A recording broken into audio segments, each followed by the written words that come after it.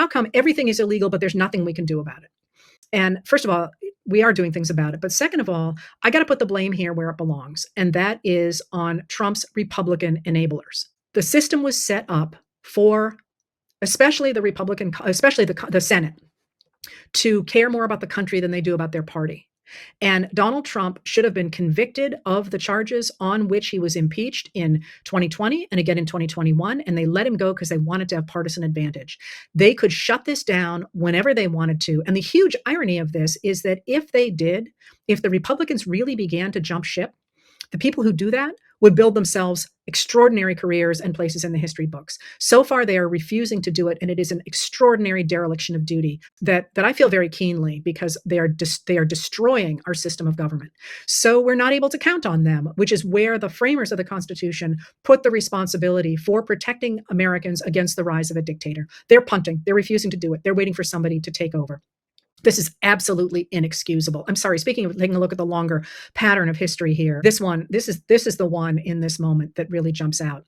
But if senators in Congress and representatives in Congress are refusing to act, the courts are holding. The lower courts are holding, not the Supreme Court, but the lower courts are holding, and they're pushing back and they're stopping the administration in every possible different way. And that matters because it slows the march of authoritarianism. It makes it more difficult. It muddies the waters in really important ways, and that matters. And the lawyers who are standing against them matter.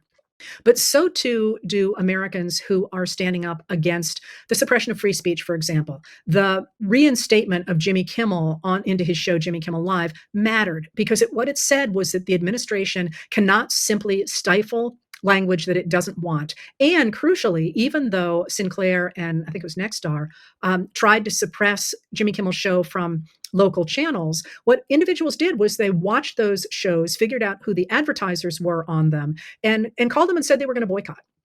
That forced those private organizations, those companies, I'm sorry, to back down.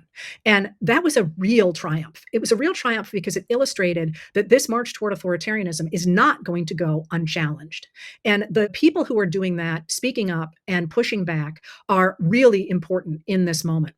So, how can you do that? How can you push back? There is an election next month.